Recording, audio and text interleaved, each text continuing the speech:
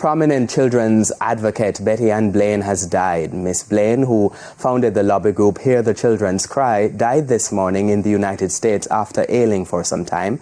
Sandy Williams reports. This problem of shifting households is something that must be addressed as well if we're serious about protecting children. A stalwart in the fight for the rights and protection of children, Betty Ann Blaine.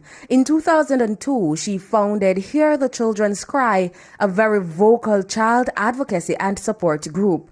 The charity organization provided urgently needed services for children and young people who face severe social and economic challenges. It spearheaded the Ananda Alert Rapid Response System for reports of missing children and became the first Caribbean organization to become a member of the Global Missing Children's Network in 2015.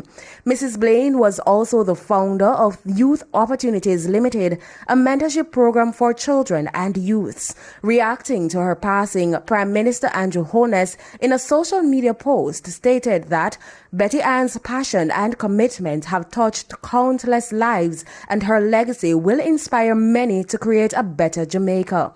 President of the Jamaica Teachers Association, Leighton Johnson, says her death has left a void on the landscape of advocacy in Jamaica. An individual who was compassionate and spoke with a whole lot of passion regarding the overall development of education to some extent and how the country on a whole treated children. This was an advocate by no mean order, and we salute her for the work that she did, championing the cause for safety and security of our children, advocating for their rights, advocating for their protection, advocating for, just human beings altogether being able to enjoy a better standard of living and a better quality of life.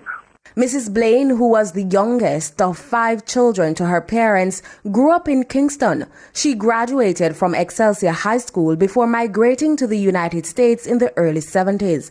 She attended Hunter College, then Columbia University, both in New York, where she received a master's in history. Mrs. Blaine returned to Jamaica in the 80s, where she lectured Southern Africa history at the University of the West Indies Mona campus. Mrs. Blaine acted in several other capacities, including talk show host and the convener of a third political party called the New Nation Coalition. Sandy Williams, TVJ News.